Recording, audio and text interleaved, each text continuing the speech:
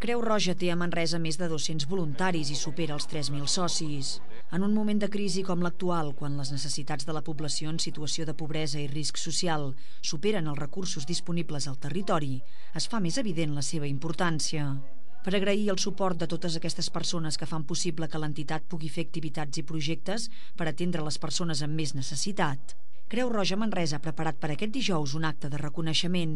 El fet de reconèixer públicament la tasca de tots els voluntaris i voluntaris de Creu Roja Manresa, que és un grup de gent que, fent servir una miqueta una expressió que no és meva, són una tribu l'altre dia en deien una tribu de voluntaris silenciosos, i que realment potser val la pena de deixar de ser silenciosos i que la gent pugui conèixer quina és la tasca que fan aquests voluntaris, i a la vegada també reconèixer una altra part també del paquet de Creu Roja, que són tots els seus socis i sòcies, no? Perquè també sense ells, sense les seves aportacions econòmiques, Creu Roja tampoc podria tirar endavant.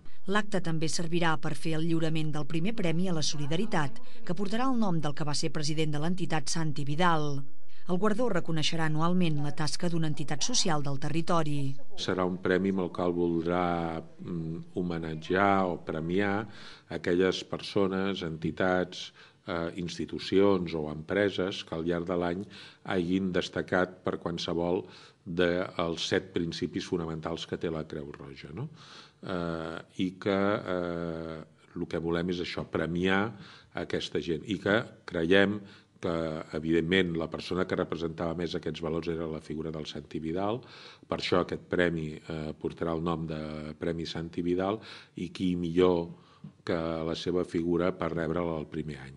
L'acte de reconeixement i l'entrega del Premi a la Solidaritat es faran aquest dijous a la Sala Gran del Teatre Cursal de Manresa, a partir de les 8 del vespre. És obert a tota la població i comptarà amb l'actuació de la Jove Orquestra de la Catalunya Central.